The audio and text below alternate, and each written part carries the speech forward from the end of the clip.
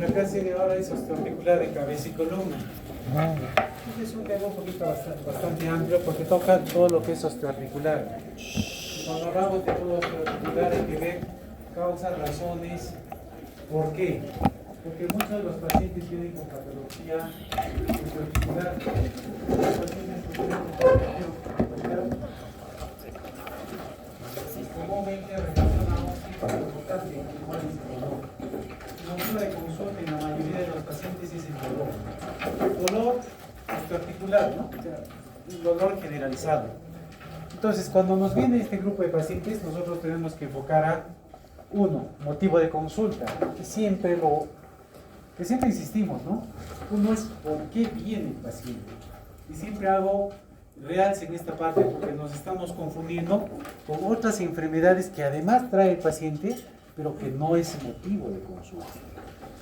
Entonces, en este caso, dolor, ¿no? Buscar alteraciones anatómicas, deformaciones, alteraciones en la movilidad, pérdida de fuerza o percepción de algunos ruidos, ¿no? Es más, le doblan la rodilla, le doblan el codo o genera dolor o poner unos ruidos, que pueden ser crujidos.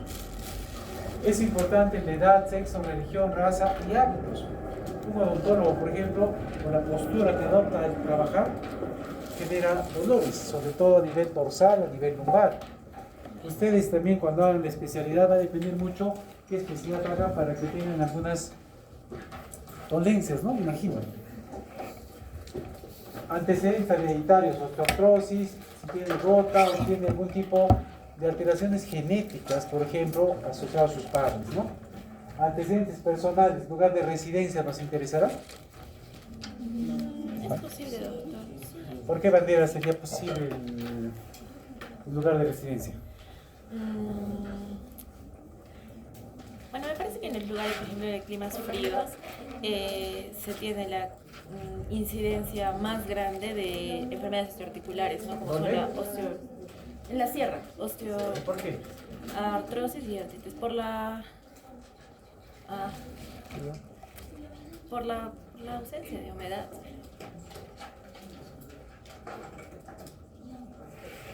La ausencia de humedad. O bueno, es un clima más seco el que tenemos en la sierra, a diferencia de... ¿Y qué tendría que ver con los dolores? Nada. La profesión actividad ya lo hemos conversado, ¿no?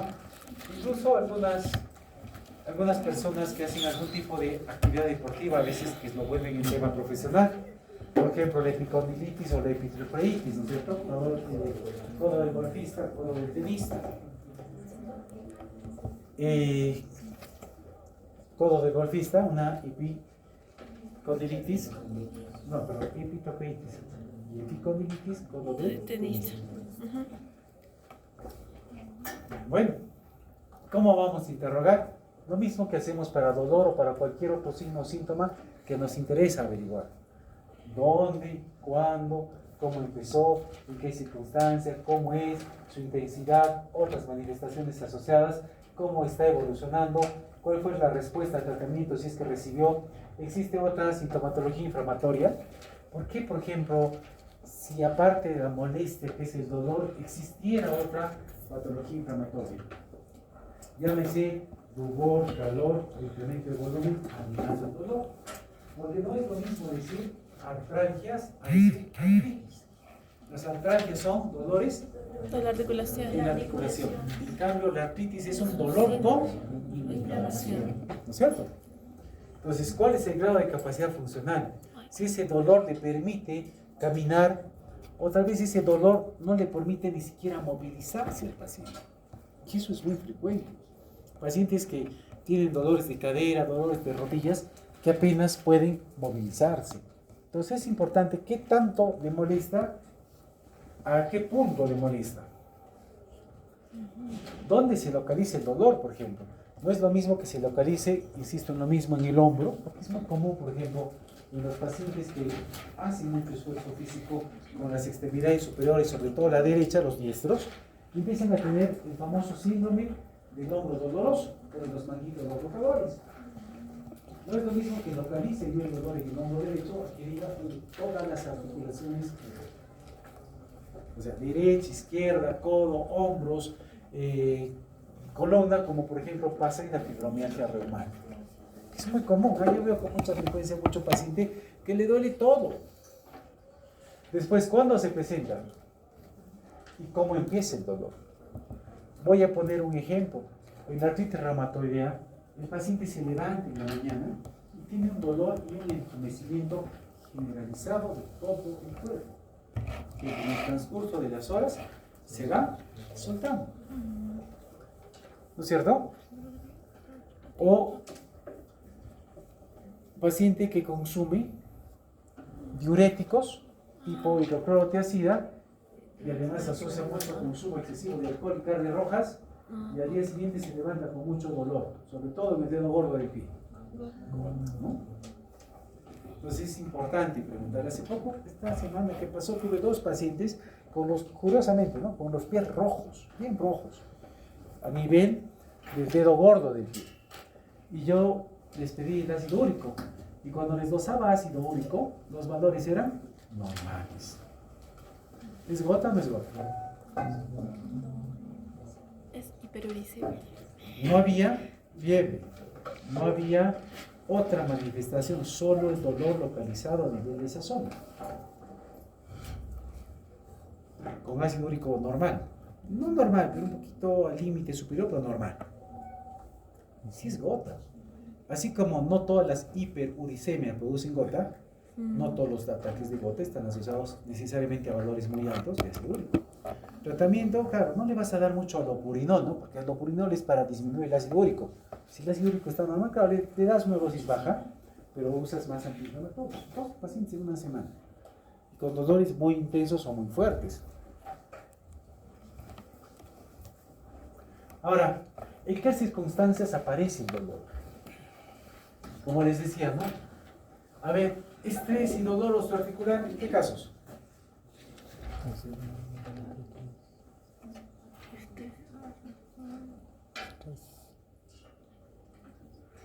¿No? ¿El estrés y cirugía e infarto? Eso es de su libro, ¿eh? ¿A qué se refiere esa parte?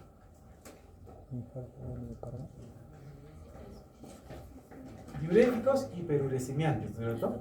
O sea, estamos hablando gota y hidroclorotiazida. Alcohol, también.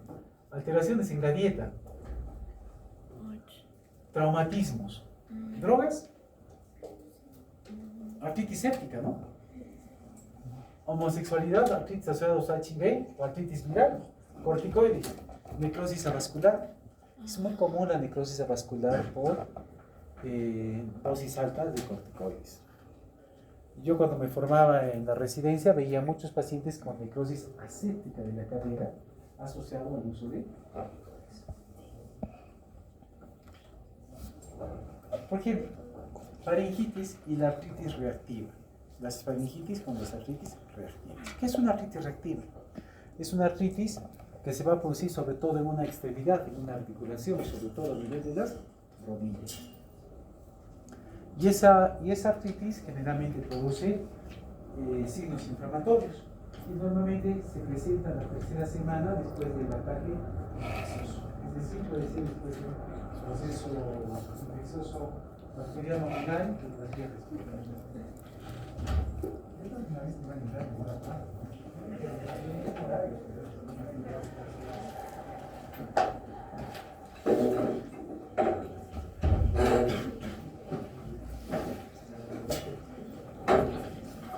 Entonces,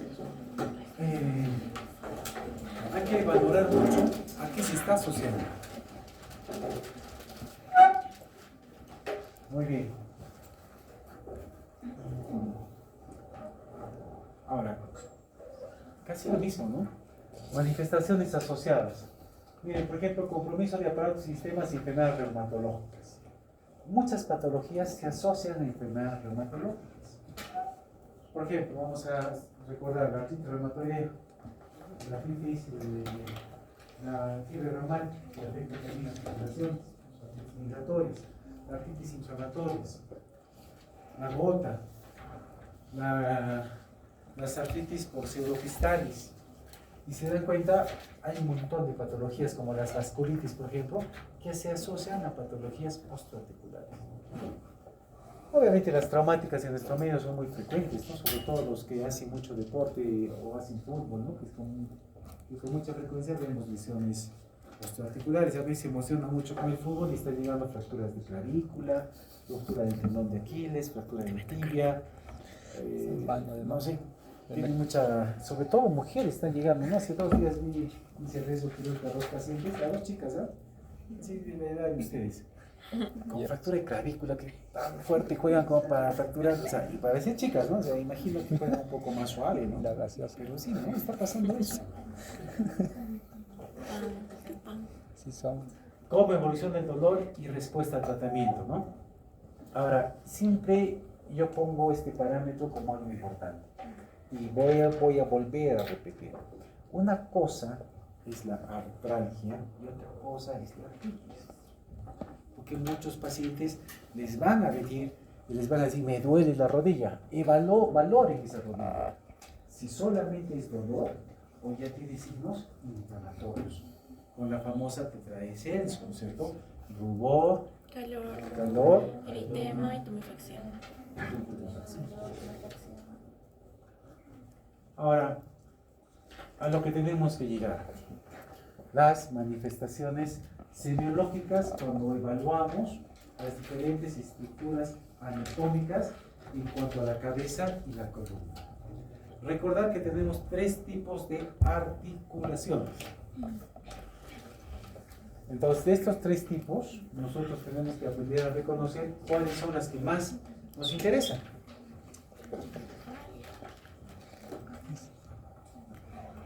Acá tengo alumnos que no han dado hora. Isabel Monterroso. ¿Cuáles son los tipos de articulaciones que sabemos que tenemos? Bueno, nosotros comenzamos con las sinuartrarias, que se pueden subclasificar en una sinfibrosis y una sincondrosis. Tendríamos las angiartrodias y las diartrodias. Las diartrodias a su vez se dividen por ejemplo, una articulación montar, troclear, condilias, bicondilias y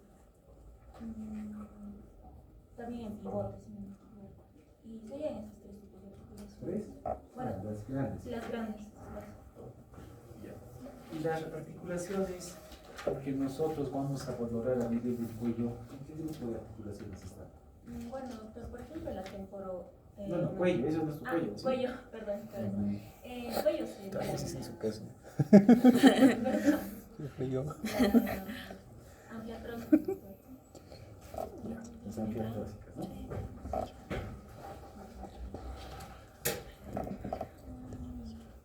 Doctor, ¿te está poniendo mi nombre o haz algo de... ¿Tú eres Marmontoy? Ah, no, Monterroso, ¿no?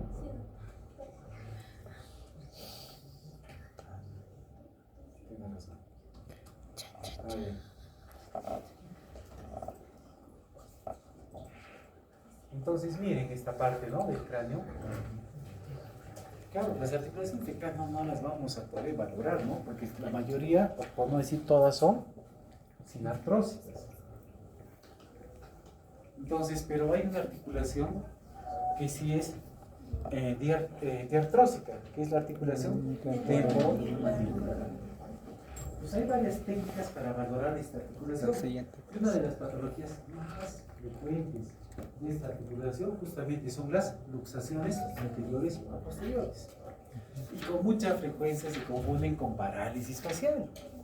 Yo he visto muchos pacientes que me los han mandado con parálisis facial, miren, médicos, parálisis facial, y era una luxación de la articulación temporomandibular. Claro, pero estaba medio asimétrica la cara, pensaron que era parálisis facial. Abre la boca, no puede abrir, es como abrir, ¿no? Abre parcialmente, porque la articulación no está en su sitio. Es muy sencillo la reparación, pero es muy frecuente su recidiva.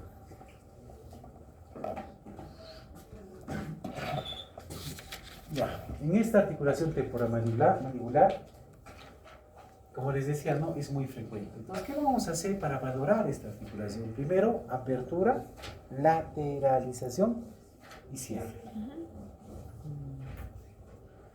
Podemos hacer una valoración externa a nivel del movimiento. Es muy fácil de realizar, unos 3 dedos a nivel de articulación y van a ver la movilidad. Y la otra forma es hacer que la boca se abra. Y el hecho de no abrirse la boca ya le está diciendo que está pasando algo. Y no se confundan con la parálisis facial. ¿Eh?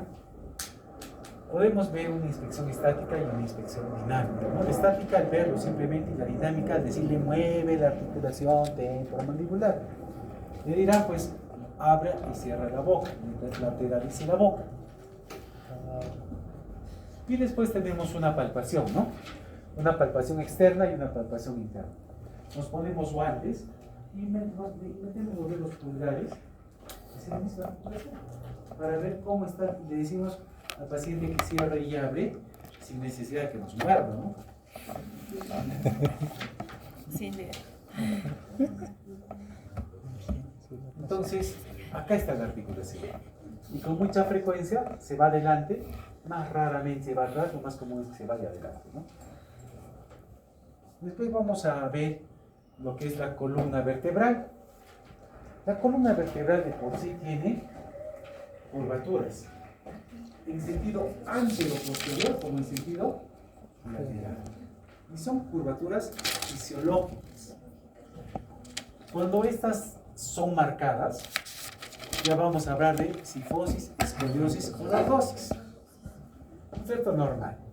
Curvatura con convexidad anterior y con concavidad posterior. Fácil darse cuenta, ¿no es cierto? Columna cervical con cavidad posterior. Columna dorsal con cavidad anterior. Columna lumbar con cavidad Posterior. posterior. Y sacrocoxigia con cavidad anterior. Entonces, por eso se forma este tipo de columna. Pero cuando ya es exagerado, ya se forma la cifosis.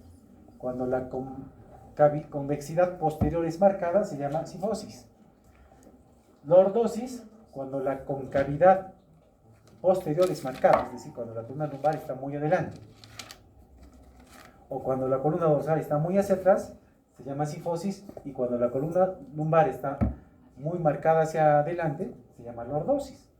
¿Y qué pasa cuando la columna está lateralizada? Escoliosis, ¿no? ¿Se entiende, verdad? Está fácil eso. Entonces, vamos a ver diferentes maniobras semiológicas que nos van a permitir reconocer algunas alteraciones a nivel de la columna cervical, dorsal y lumbar.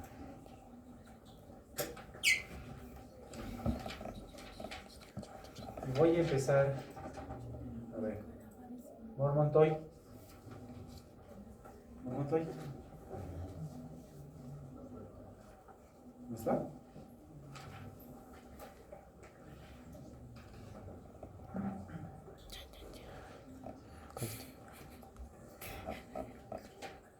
Niño de Guzmán, ¿cómo es la maniobra de Jackson?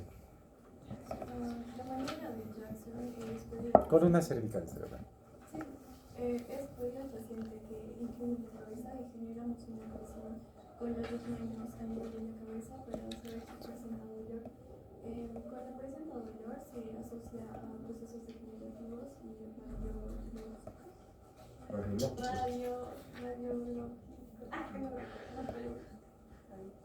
radioecológicos. Radiocolopatía, perdón. Radiología anémica. Jackson, ¿no? Aquí está la cabeza comprimida. Posición acomodó, recto, un paso atrás y genera una compresión. ¿Cuál es mi objetivo? Producir una compresión de los cuerpos vertebrales cervicales. Al comprimir, los agujeros de confusión los estoy achicando. Los nervios que salen por esa zona producen dolor para el crecimiento. La otra maniobra es la de distracción. Cojo el mentón, cojo el occipucio y levanto.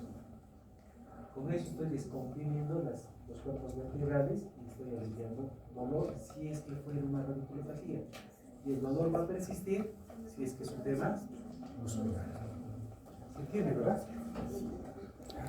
A ver, pastor. ¿Cómo es la maniobra? No, fácil, ¿ya? Valsalva.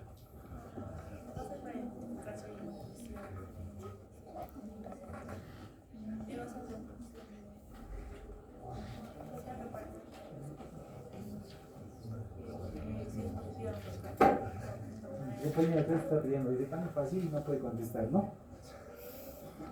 ¿Está riendo?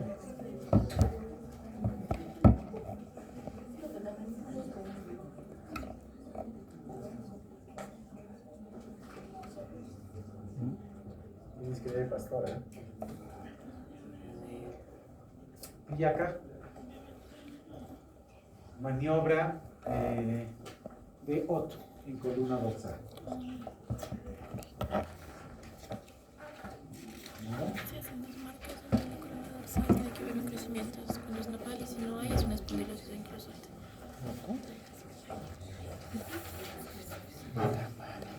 Tomaya. Maniobra de Schober y columna lumbar. Mide la flexibilidad de la columna lumbar y se realiza cuando el paciente se encuentra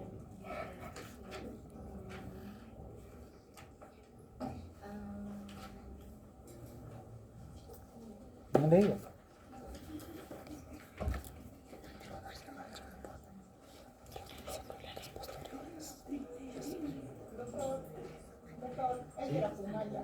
Perdón.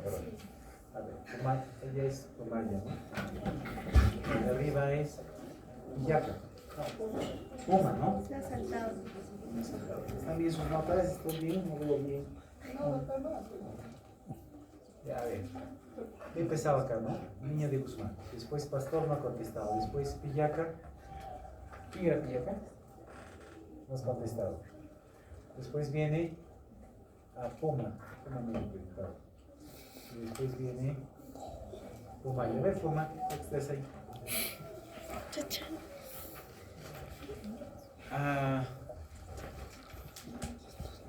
¿Cuál es la maniobra de Adams? El paciente se encuentra sentado.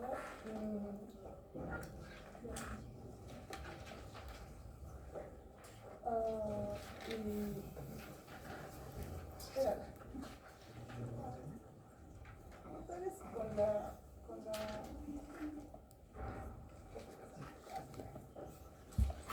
A ver. Igual no me dejaré pues. Es para ver si tiene escoliosis o cordosis, se hace que el paciente pare y que junte los pies y que baje las manos y para poder ver la diferencia en los monitores. No, doctor, para la pedestación se le pide una extensión, toca la punta de sus pies. ¿Tú que participas, Valeria? A ver, ¿qué te apellidas? Calderón. No, está con. No, de Niño Guzmán. sí, Monterrey. Ay, que muy poquito. Todos queremos. Pero yo estaba hablando. Ah, pero Monterrey ya tienes más. Ah, Está bien que no tenga nota ahora. A ver. No sé qué te llamas. ¿Apellido? Quiroga. A ver, Quiroga. Ya, doctor, en esta prueba se ve la valoración de una persona con escoliosis. Puede ser de pie. ¿Cómo se hace la prueba? Yo hago, Bueno, si lo puedes hacer, hazlo mejor. la persona puede estar de pie o puede estar sentada. De preferencia siempre es de pie, ¿sí? Va hacia adelante y ahí el evaluador ve la escoliosis y está. Bueno, es para valorar la escoliosis. Al momento de que la persona baja, la escoliosis puede ponerse, la columna puede ponerse recta o puede quedarse también. Ya. Vamos a corregir esto. más que nada se forma una jiba, doctor, en el mitórax. Simplemente se ve el cambio de la columna, hay una alteración. Entonces, acá vamos a tener, antes de tocar columna, cómo debe estar el paciente, en qué posición, porque no es lo mismo valorar al paciente lateralizado, flexionado o extendido, ¿no? Miren, los hombros, las escápulas, las crestas ilíacas, las prominencias de las apófisis, debe haber simetría, cómo están las clavículas.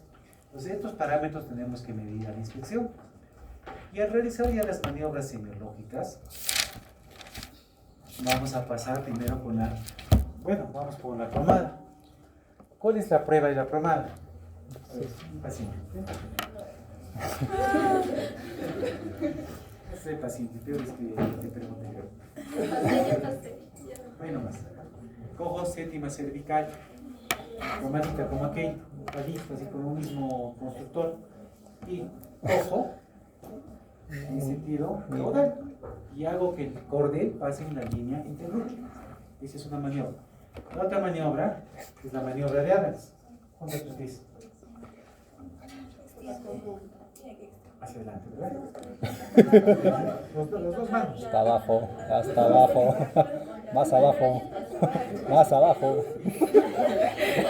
Colabora, colabora, colabora. Entonces, ¿cuál es la idea? Que normalmente nosotros valorar pero no es para los hemitórax, es para valorar las curvaturas de la columna. Claro, aprovecho para ver los hemitórax, ¿no? Miren, cómo se forma la curvatura. Entonces, yo al colocarme delante del paciente veo si se ha formado la cifosis o se ha formado la escoliosis. Obviamente eso no le vamos a hacer en la práctica porque la idea es hacerlo sin ropa. Colabora. ¿Cierto? Colabora.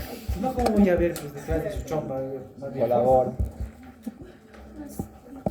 La maniobra de los 3 puntos es otra maniobra en la cual yo lo coloco al paciente pegado a la pared.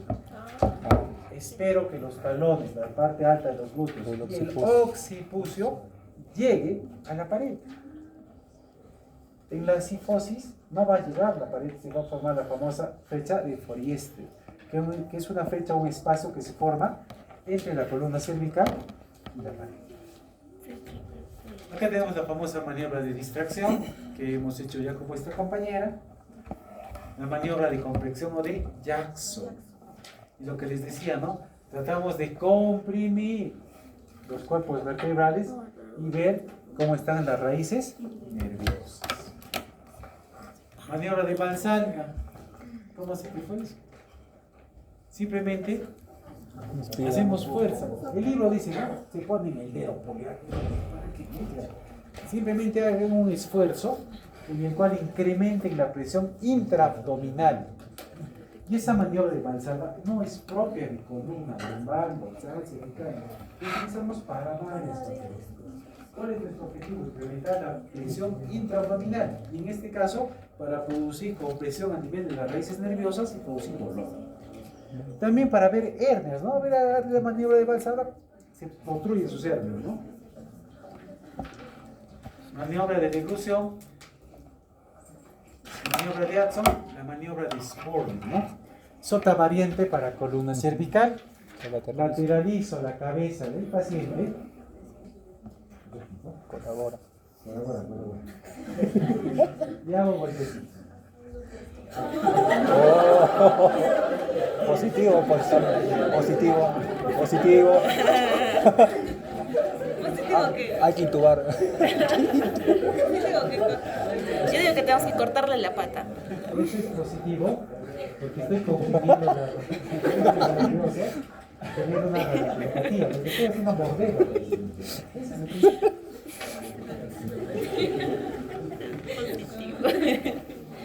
Miren, ¿no? Los golpecitos. Novek Viquelas. Viquelas a veces lo confundimos como el aceite del miembro superior. Y esa maniobra a veces la hacemos mal. Préstame tu brazo. ¿Qué le pedimos al paciente? Primero, que abduce. Después que flexione. Hacia atrás nomás que puedas y estira. Ahí se va a estirar el nervio, el plexo braquial de la flexión. Viquelas o la serie del miembro superior es lo mismo. Entonces, abducimos, flexionamos hacia atrás y estiramos. La maniobra de Snoop, algunos lo conocen como maniobra de Neri.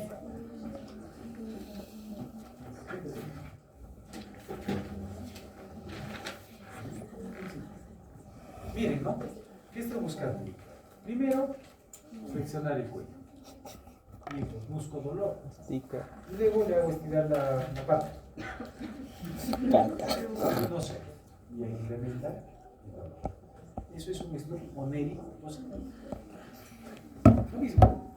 Porque ves, las letras no reflejan más que cuando nosotros explicamos. En columna lumbar. Escoliosis. Acá tenemos una escoliosis. ¿Qué era de escoliosis? Desviación de la columna. ¿Cómo se llama? Sí, La lateralización o desviación lateral de la columna. La maniobra de Adams me sirve, ¿no es cierto? Pero puede ser estructural o puede ser no estructural. La estructural no se va a modificar, la no estructural sí se va a modificar los cambios posturales. Esa es la gran diferencia. Cifosis armónica o angular, tipos de cifosis, y vamos a hablar de algunas maniobras. Acá tenemos Adams, que se repite comúnmente. Miren, ¿no?, cómo se forma la curvatura en Adams. Y cuando hay alguna alteración a nivel de la columna lumbar, sigue recto. Como en la espondilitis anquilosante, ¿no? ¿Y eso, no? Así, vaya. No, 3:30, 45 me han pedido.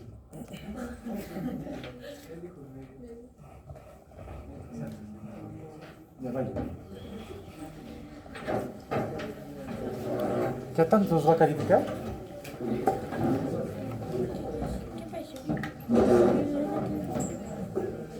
Bueno,